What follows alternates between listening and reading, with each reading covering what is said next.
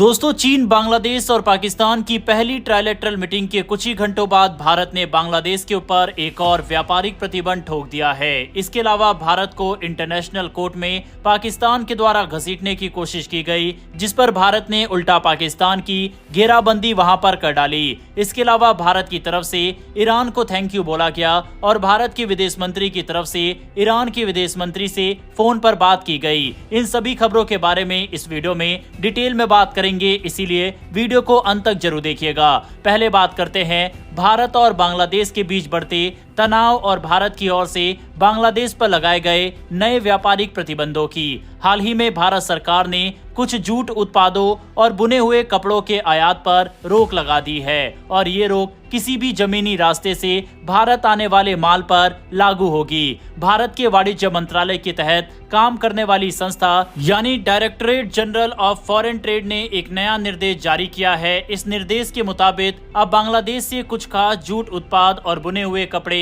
भारत में जमीनी रास्तों से नहीं आ सकेंगे। इन उत्पादों में जूट और फ्लेक्स के कचरे से बने उत्पाद, single yarn, multi yarn, jute fabric और बिना ब्लीच किया हुआ जूट कपड़ा शामिल है। अब ये सारे प्रोडक्ट केवल महाराष्ट्र के न्यावा शेवा बंदरगाह के जरिए ही भारत आ सकेंगे, यानी कि भारत बांग्लादेश सीमा पर जितने भी लैंड पोर्ट है वहां से इन वस्तुओं का आयात पूरी तरह से बंद कर दिया गया है। DGFT ने एक और बड़ा ऐलान किया, अब इन जूट उत्पादों को नेपाल या भूटान होते हुए भी भारत में लाकर री एक्सपोर्ट नहीं किया जा सकेगा। हालांकि अगर बांग्लादेश का कोई माल नेपाल या भूटान के लिए ट्रांजिट में है तो उस पर यह पाबंदी लागू नहीं होगी। मतलब साफ है कि भारत अब बांग्लादेश से आने वाले व्यापार को लेकर काफी सख्त हो गया है, यानी कि बांग्लादेश जो सस्ते में इन सामानों को भारत में बेच पाता था, अब लैंड रूट से इसकी सप्लाई बंद होने से अगर भारत में बेचना भी चाहे तो बांग्लादेश के इन प्रोडक्ट्स की प्राइस काफी ज्यादा बढ़ जाएगी, जिसकी वजह से भारत में इनकी डिमांड ऑटोमेटिकली कम हो जाएगी। इस फैसले के पीछे वजह सिर्फ आर्थिक नहीं, राजनीतिक भी है। बांग्लादेश की अंतरिम सरकार के प्रमुख मोहम्मद यूनिस ने हाल ही में चीन में भारत के खिलाफ कुछ विवादास्पद बयान दिया। उन्होंने चीन के साथ नजदीकी बढ़ाने की बात की और भारत को अप्रत्यक्ष रूप से दोषी ठहराया।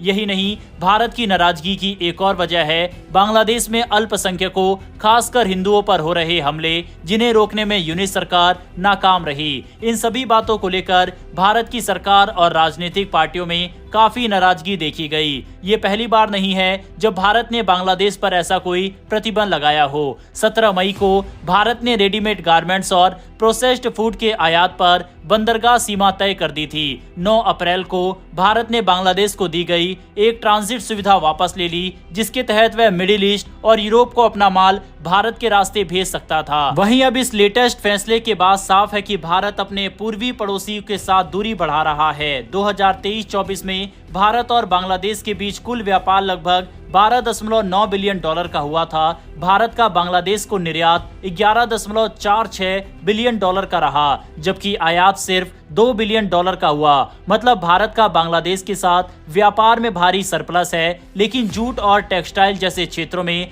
बांग्लादेश एक बड़ा कॉम्पिटिटर है। भारत में जूट उद्योग पहले से कई समस्याओं से जूझ रहा है। ऐसे में सस्ते बांग्लादेशी जूट से भारत के घरेलू उद्योग को नुकसान हो रहा था, तो ये फैसला आर्थिक आत्मनिर्भरता की दिशा में भी देखा जा सकता है। बांग्लादेश की बढ़ती चीन और पाकिस्तान के साथ नजदीकियों भारत के लिए चिंता का विषय है। तीनों देशों के बीच हाल ही में एक त्रिकोण बैठक भी पहली बार हुई। इसके अलावा अपनी सेना में कई हथियार को भी बांग्लादेश के द्वारा शामिल किया जा रहा है। भारत पहले ही अपने पूर्वी सीमाओं पर सुरक्षा चिंताओं से घिरा हुआ है। वहीं ऐसे में बांग्लादेश में राजनीतिक अस्थिरता भारत के हितों के खिलाफ जा सकती है। इसीलिए ये प्रतिबंध केवल व्यापारिक नहीं बल्कि कूटनीतिक दबाव की रणनीति का हिस्सा भी है। हालांकि दोस्तों, ये सिर्फ शुरुआत है। भारत के पास और भी कई कार्ड मौजूद है जिसका इस्तेमाल बांग्लादेश के खिलाफ भारत कर सकता है, जिसमें गंगा वाटर ट्रीटी जिसका रिन्यूएबल होना है ये प्रमुख है। जिस तरह से बांग्लादेश से खबर आ रही है, अब भारत को इस ट्रीटी को भी सस्पेंड या फिर बांग्लादेश को दिए जाने वाले पानी में भारी कटौती करने की आवश्यकता है। आपकी इस पर क्या राय है, कमेंट बॉक्स में लिखकर बताइएगा।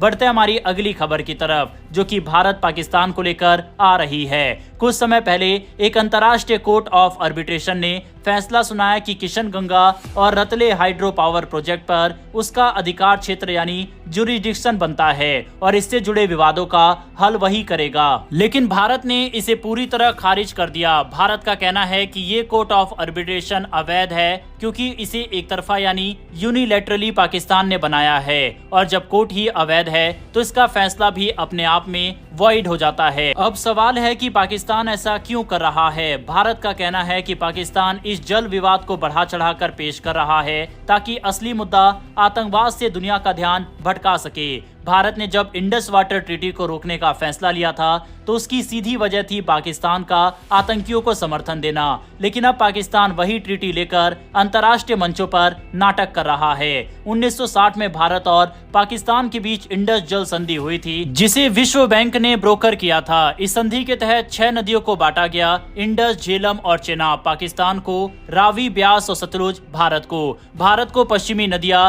इंडस, झेलम, चेनाब पर डैम तो बनाने की इजाजत थी, लेकिन सिर्फ रन ऑफ द रिवर यानी बहाव के साथ पानी को रोकने की अनुमति नहीं थी। 2016 में भारत ने जम्मू कश्मीर में 2 डैम प्रोजेक्ट शुरू किए। पहला किशन गंगा प्रोजेक्ट, दूसरा रतले प्रोजेक्ट। दोनों project run of the river थे यानी नियमों के तहत, लेकिन पाकिस्तान ने कहा कि भारत इन डैम्स के जरिए पानी को रोक रहा है जो ट्रीटी का उल्लंघन है और फिर वो सीधे कोर्ट ऑफ आर्बिट्रेशन चला गया। भारत की आपत्ति इस बात पर है कि पहला पाकिस्तान ने सीधे कोर्ट ऑफ आर्बिट्रेशन बना लिया जबकि प्रक्रिया के अनुसार पहले दोनों देशों को आपस में बातचीत करनी थी, दूसरा उसके बाद न्यूट्रल एक्सपर्ट का विकल्प था, तीसरा फिर दोनों की सहमति से आर्बिट्रेशन कोर्ट बनाया जा सकता था, लेकिन पाकिस्तान ने सीधे ही कोर्ट बना लिया बिना भारत की सहमति के। इसीलिए भारत ने साफ साफ कहा है कि ये कोर्ट ऑफ आर्बिट्रेशन अवैध है, हम इसके किसी भी निर्णय को नहीं मानते। साफ है कि इस समय पाकिस्तान पानी को लेकर काफी छटपटा रहा है और इस तरह की हरकतें कर रहा है, लेकिन सवाल यह है कि क्या भारत इंडस वाटर ट्रीटी को पूरी तरह से रद्द कर सकता है। फिलहाल तो भारत की तरफ से ये कहते हुए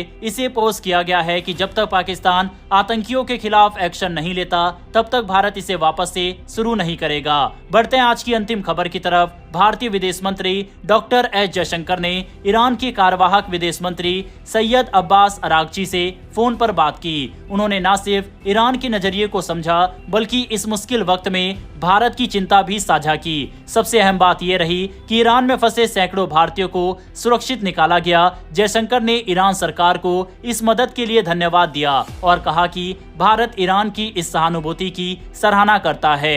विदेश मंत्रालय के प्रवक्ता रणधीर जायसवाल ने कहा कि भारत अंतर्राष्ट्रीय परमाणु एजेंसी यानी IAEA से लगातार अपडेट ले रहा है। अब तक की रिपोर्ट के मुताबिक न्यूक्लियर साइट पर ज्यादा रेडिएशन नहीं फैला है। भारत ने फिर दोहराया कि संवाद और कूटनीति ही इस क्षेत्र में शांति बहाल करने का एकमात्र रास्ता है। भारत इस युद्ध में तटस्थ नीति अपनाए हुए था जो कि भारत की पॉलिसी भी है। भारत ने इजराइल के साथ भी बातचीत की और ईरान से अपने लोगों को सफलतापूर्वक बाहर भी निकाला। बहरहाल दोस्तों, इस वीडियो में इतना ही। इन सभी खबरों पर अपनी राय कमेंट बॉक्स में लिखकर बताइएगा। इन्फॉर्मेशन और वीडियो पसंद आई हो तो वीडियो को लाइक करके हमारी आने वाली डेली ऐसी वीडियो के लिए नीचे दिए गए सब्सक्राइब बटन को प्रेस कर बेल आइकन को जरूर दबा ले। फिर मिलेंगे ऐसी एक नई वीडियो के साथ। धन्यवाद। जय हिंद, जय भारत।